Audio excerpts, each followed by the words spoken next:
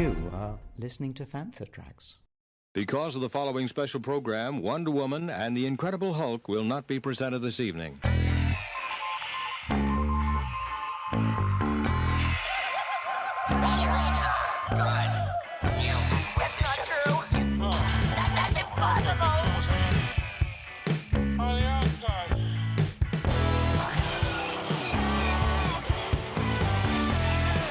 It's time to get all your Star Wars news in a single file. This is Making Tracks. Here are your hosts, Mark Newbold and Mark Mulcaster. It's not true. That's impossible. It is a period of relative peace and prosperity in the galaxy. Not so much in the Star Wars fandom. However, we are some 100 years from the fall of the Republic and the rise of the Empire. Welcome to Fantha Tracks Reaction Chat for episode 4 of the Acolyte, entitled Day. So last week we spent a episode in flashback learning more about May and Osha's kind of relationship with their mother and learning all about the thread and some fantastic witchy chants and stuff. This week we're kind of back into the present and we're now on Kofar, which is what we saw at the end of episode 2 with Kalnaka. So joining me this week is Mr. Mark Newbold. Mark, how you doing, buddy? How's things? I'm very good, and I'm very much looking forward to talking about this episode. Me too. So go on then. Off of the bat, what were your thoughts? What did you think of episode 4?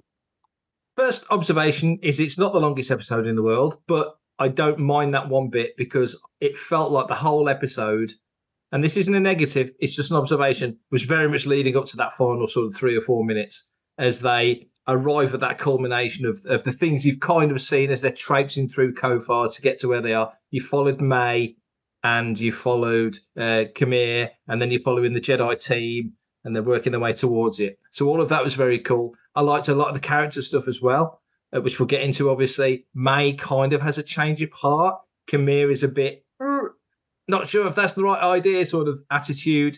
You see a little bit more of Sol's relationship with Osha as well, which I like. So there's lots of things that I really did enjoy. But I think the big takeaway, in the same way that Ben Quadrineros and Therm's Scissor Punch were like the flavour of the week, I think Basil is going to be the star of this episode for sure. Oh my goodness. Yeah, he was amazing. Yeah.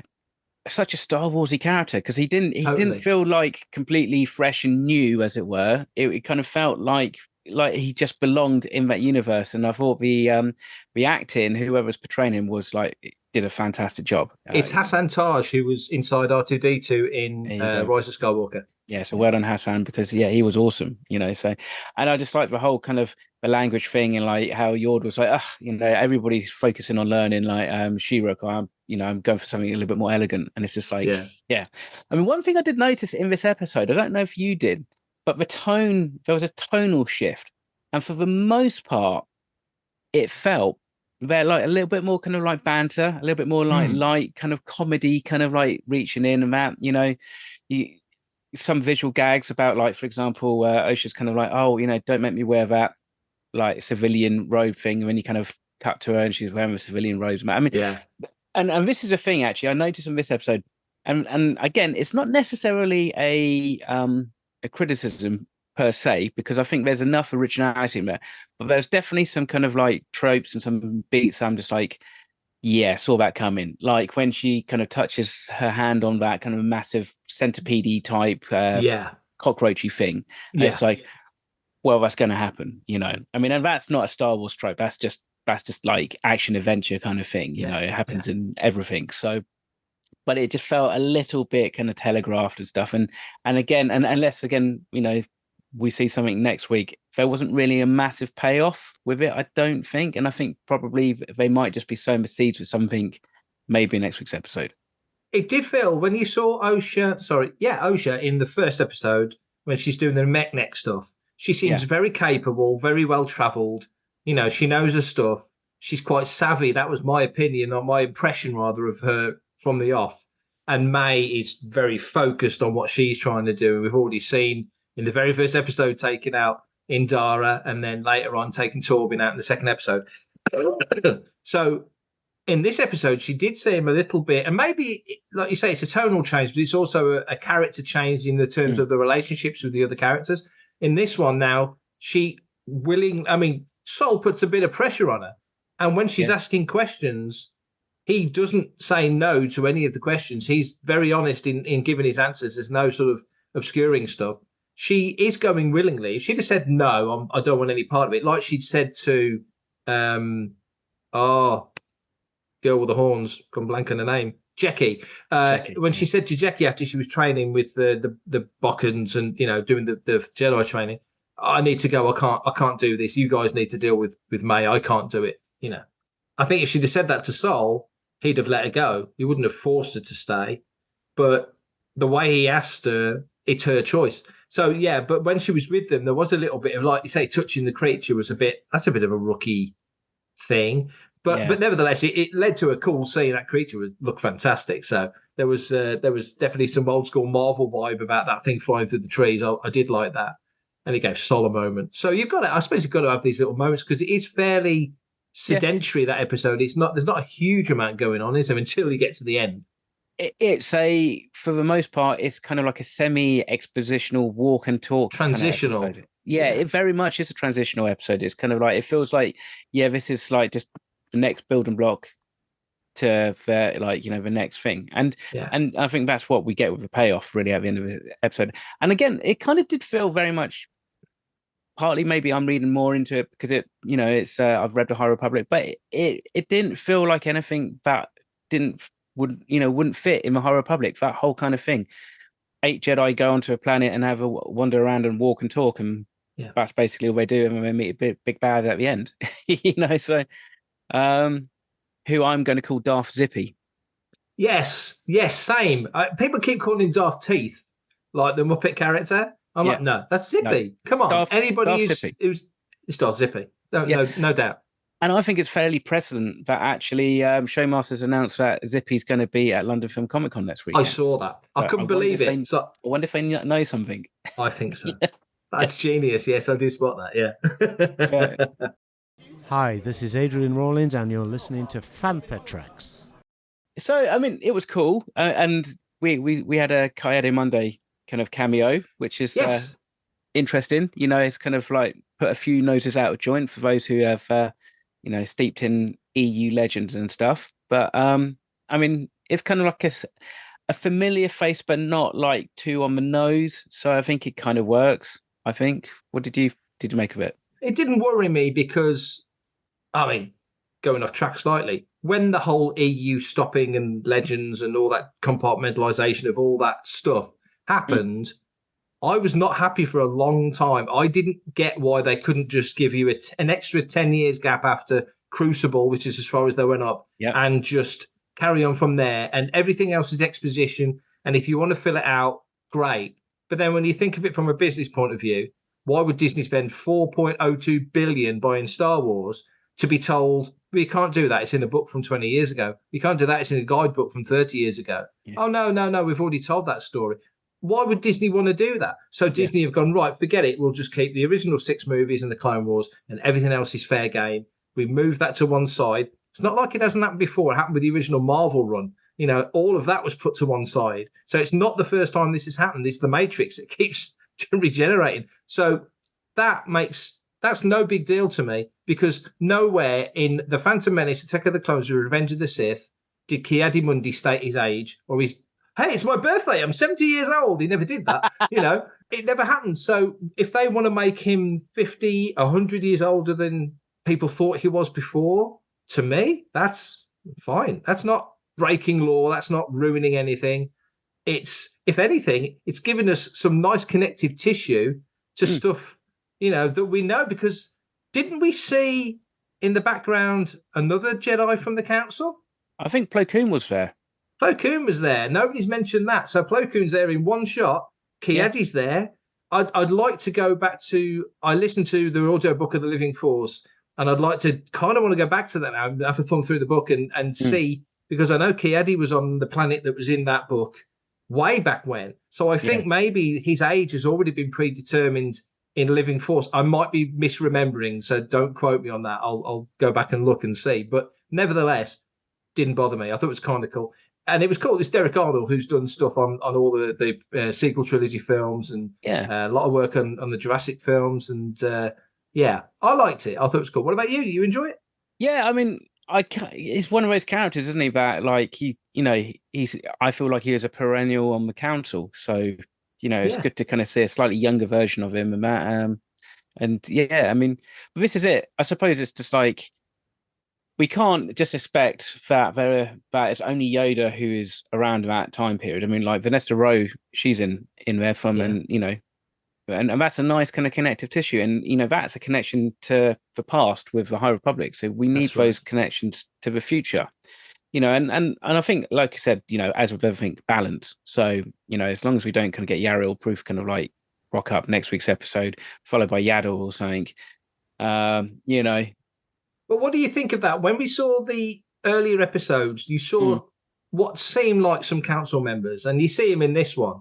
But that didn't feel like the council that we, it's like a lower ranked. It's the Intercontinental belt, not the World Heavyweight Championship belt. You know what I mean? They're like the next level down. Yeah. So I think I think it's. I want to keep doing this. I think at some point you'll see Yoda and some of those council members that we know. But hopefully briefly and hopefully near the end. Well, because that's a whole conversation, wasn't it? Because they kind of bring that up in their kind of discussion. It's like, do we need to let the High Council know about this? And we're like, nah, because it's just going to be a political nightmare. So, like, again, at that point, it's like, it's quite interesting that, there's these kind of seeds of like, they've got to be, aware of their political standing and their perception by not only the Senate, but maybe even just the general kind of galactic public as well. Yeah, because I guess, like you say, the High Council probably have to run everything past the Republic and the Senate and the bureaucrats and yada yada, which only seems to get worse and worse and worse over the decades, doesn't it? So these guys are the more, they're not the Sarge, they're not the guy shouting behind the desk in Starsky and Hutch. These are the detectives on the ground, essentially, aren't they? They're the ones that are going out there and doing it. That's what it kind of feels like. It feels like it's a regional office, so to speak, and they're just dealing with their kind of their territory or whatever. We've kind of got really just kind of two stories kind of bouncing on in this episode. You've got May and Kimir, who seem to be kind of taking the lead, and they're out in front looking for Kalnaka. And at first kind of like blush, I think like Kimir was kind of like, he kind of just seemed like one of those kind of slightly greasy, untrustworthy underlings in the first couple episodes. But this one, I'm starting to think there's a way much more to him than meets the eye. Could he be the actual like master or the person that May's trying to appease by doing these quests? Because she even says in during the episode that she's never seen his face. Yeah. So what do you make of that? What's your thoughts? My thoughts, I don't think there's just one acolyte. I think he's another acolyte. I think they're in competition, but she doesn't know it yet. So I wonder, I think we'll, at some point in episode 5, whatever they call that, night maybe, that you'll walk around the corner or somebody will go, who's that yelling? And you'll walk around the corner and there's Kimir hanging from the rope up by his ankle from a Kofar tree branch, still there. So I don't necessarily think he's the guy. You don't think he's Darth Zippy then? I don't think he's Darth Zippy, because when you see May there and she's not May, sorry, Osha frozen, his red blade comes up and then he just does that and off she goes. If he's that, to me at this point, if he's that powerful and that strong, and he pushes those Jedi back as well, and because they're not ready for it, they're not expecting somebody with that level of power, you would imagine. So they're proper caught off guard, and different angles into the Force, and what he's doing might be something they don't know how to counter or whatever. We'll find out next week. And what a great ending, and I love the hard cut as well, straight to the credits. I love that. People are moaning about it. I think that's brilliant. But anyway, I think if he had that kind of power, he doesn't need to be pretending to be Kimir or whatever. Could be completely wrong, but I think Kimir is also one of these acolytes. I just think back to the whole Karna Jax thing, with the Crimson Empire, when you've got all the Imperial Guards having to fight it out. And it's like, well, you're down to the last 2 and I only need 1, and they've got to they've got to be ruthless. I think it could be a situation like that. Yeah. Although I guess it's that whole thing, isn't it? Like sometimes, you know what it's like. Your underlings just tell you what they think you want to hear. So kind of maybe getting to know her a little bit better and actually kind of trying to get her motivations over about, is only likely to happen when her guard's down and she feels slightly more comfortable. I mean, again, I'm obviously 99% sure that I'm 100% wrong, but yeah, same. Funny enough. But I'm happy for that to be wrong. It kind of feels like, there's this. I'm still can't quite get my finger on what's going on between May and Osha, because it's in this week's episode, it really didn't feel like they were both present at the same time in the same space. Originally at the beginning of episode 1, I was like, oh, she's doing some force projection, and I didn't think that through episode 2. And not necessarily from episode 3, but now I'm just like, again, is this a misdirect? Is this just them trying to kind of say, well, actually, you think you've got this show figured out, but actually you haven't? I think there's a lot of that going on, to be fair. I think a lot of people are jumping to unnecessary conclusions, but I take your point about this episode. It didn't feel like May could have walked out of the Kalnaka's cabin and gone up to Osha and gone, hey sis, what's going on? Yeah. There was that great moment when May's talking to Kamir and she's like, I'm done. I know my sister's alive now. She's now my priority. Exactly. I don't want anything to, and there's that moment.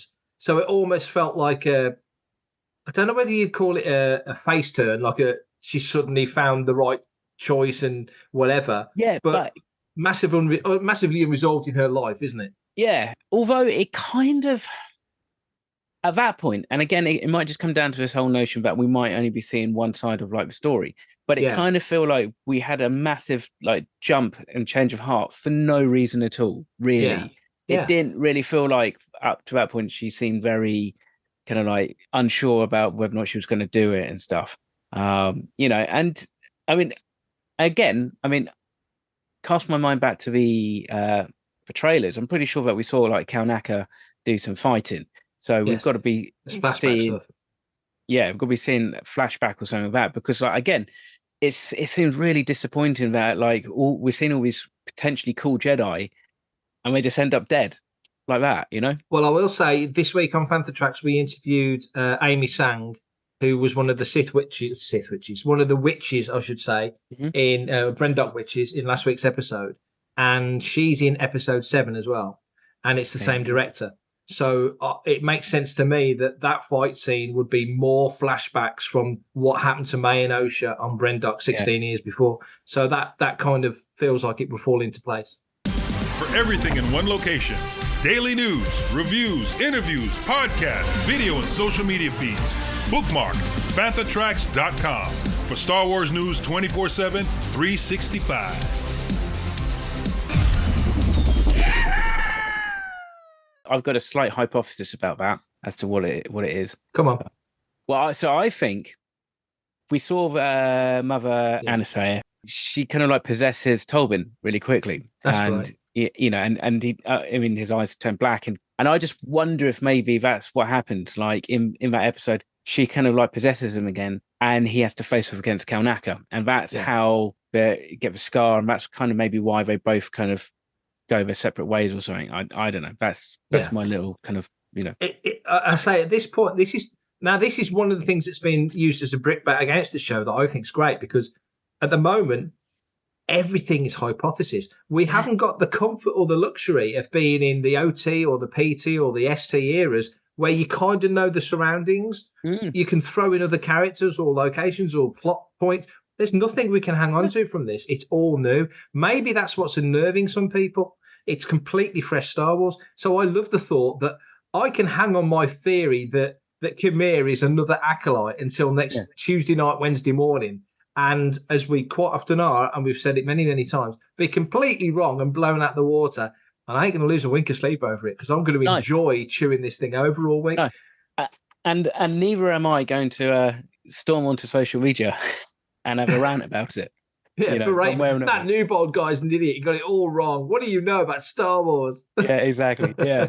Well, I mean, this is the thing. Like, but at this point, everybody's going like, "That's not how the Force work. That's not how the Sith work." And like, we had the whole episode They're last not week. Sith. Well, exactly. Was Yeah. basically saying, well, you know, some people use a Force, some people do this. We pull out threads, and the other Pull a person thread, kind of that's like, right, yeah. you know, I don't know, peels apples, and that's how they can use a Force or whatever. You know, that's Yeah. you know, but it's just that, you know, you think about how even in today's modern era, how multifaceted religion is on Oh this my one goodness. planet. Yeah. You know? So to Yeah. kind of like assume that at this point, before the Great Big Purge and stuff, that there is such a binary kind of galaxy when it comes to like Force faith and Force sensitivity is, Yeah. I think it's a little bit short-sighted. The problem is, and you know, I don't care in some respects.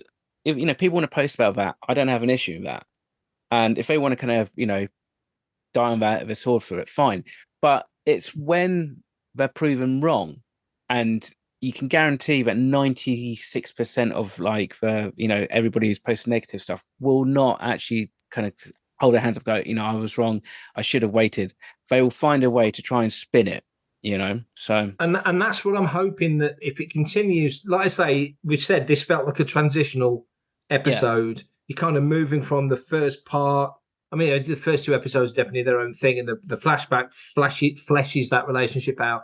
And now we're moving beyond that to move to where obviously Kelnaka is, and we now know he's dead. And, you know, we can surmise that it was Darth Zippy that did it, but we're not 100% sure that it was him. You know, it's probably Bungle. So no, Darth Zippy killed Bungle. What am I saying? Yeah, it was George. My God, it was George. Darth George. Yeah, Darth George. So that's all. That's all as it is there. But as I say, next week now you're thinking, well, Venestra knows more. She's kind of becoming more. It feels like she's becoming more aware of what's going on, but she's kind of clouded because of Sol's relationship to obviously Osha and to May to a degree, but more Osha of course because she was his Padawan. And even there when Osha's having the conversation with Yord, you know, that was a little bit loose. I love the humor between Jeckie and Yord. I think that's just so much fun. Yeah. But even with Osha, you know, she's kind of finding her feet again in the whole relationship. You know, I just think there's a lot more meat on the bone there as well.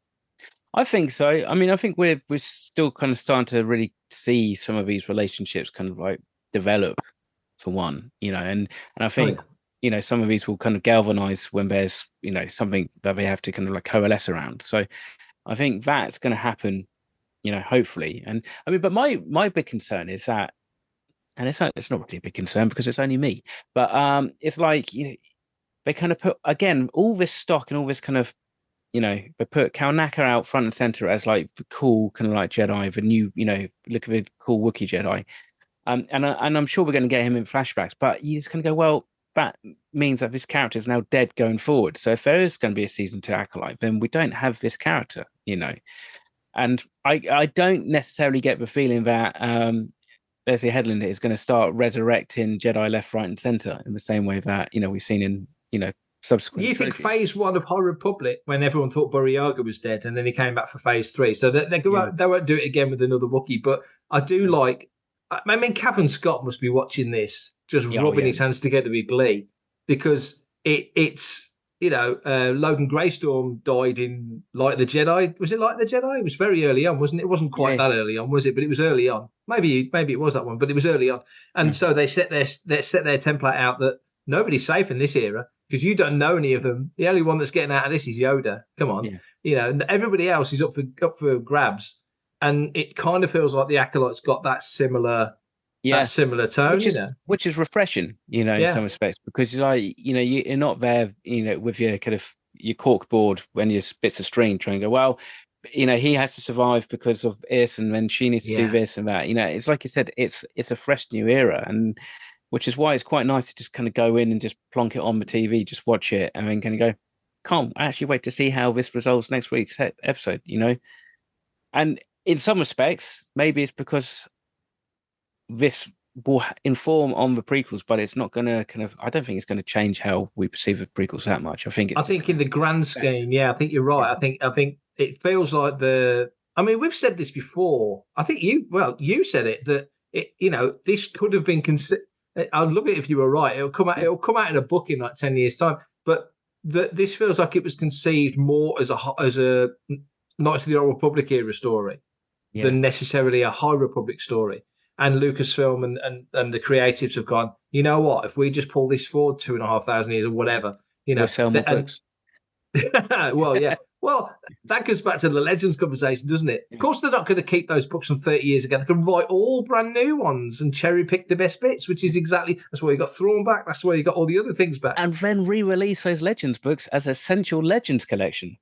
Isn't it clever? It's like they're in business and trying to make money or something. Who'd have thought that? They're not an entertainment company. They're just there to make money. They're not there to make things like for us to enjoy.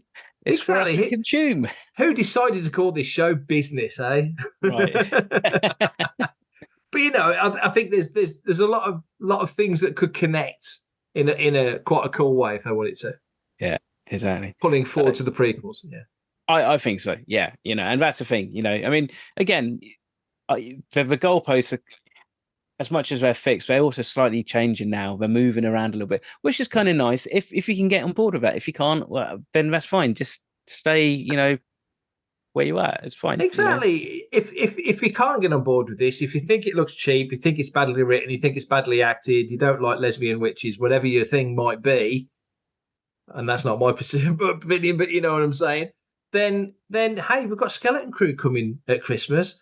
Just the show for you. 6 young kids roaming around the galaxy, directed by the guy that made the Spider-Man trilogy.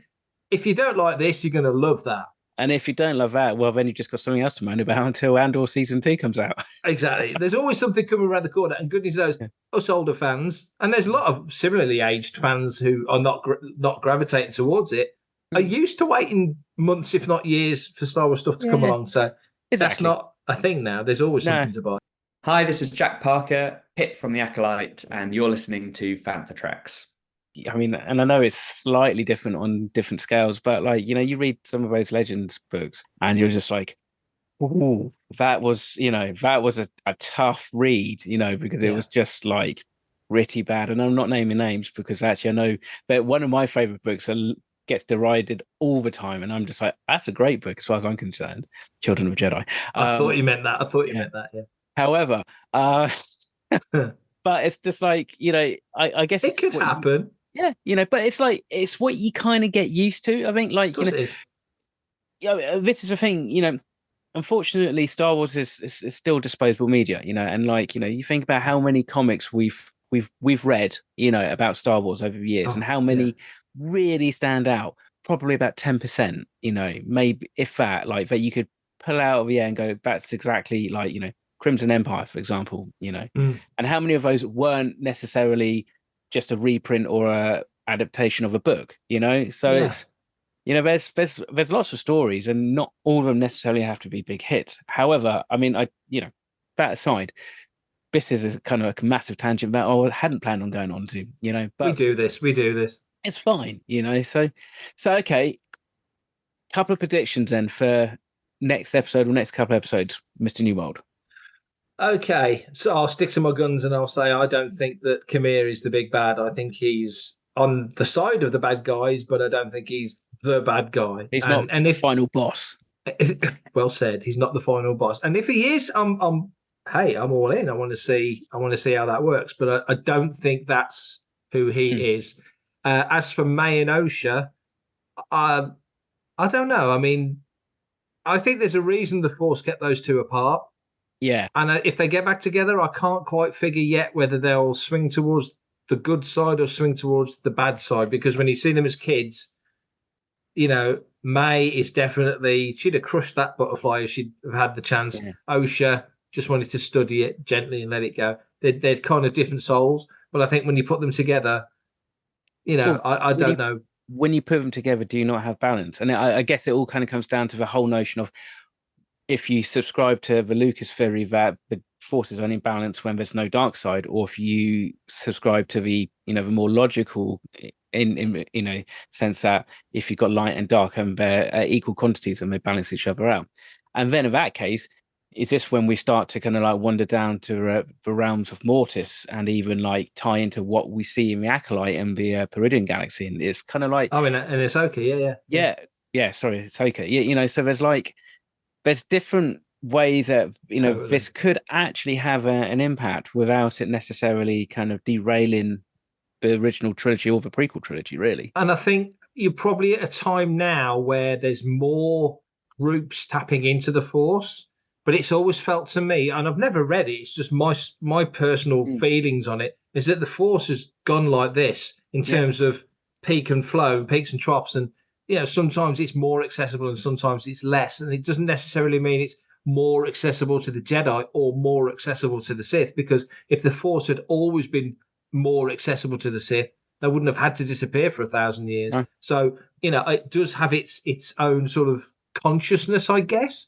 If Lucas had have come back and wanted to make a Star Wars film, we would have had that film about the midichlorians, which would of course been, well, a massive hit.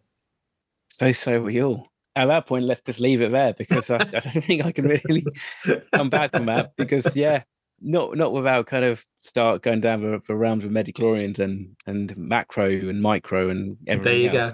Go. So, for those who have actually managed to hang on and stay listening to the end of this episode, thank you very much for doing so. It is appreciated. We definitely really could do with some thoughts and opinions. So it doesn't even have to be about the Acolyte. It could be about anything to do with Star Wars. Send us a question and we can answer it on next week's episode of Making Tracks.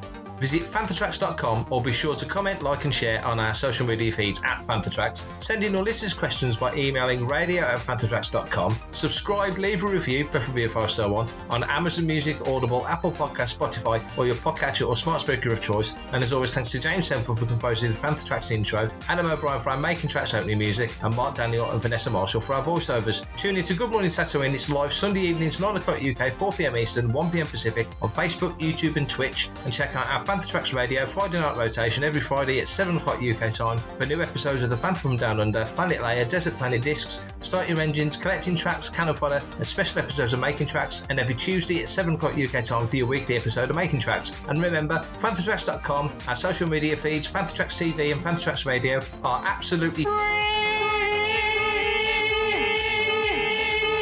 so no Patreon, Buy Me a Coffee, Kickstarter or Indiegogo required to stay updated on all the latest Star Wars news. Coming up next on Fanthatracks Radio, it's another episode of Making Tracks.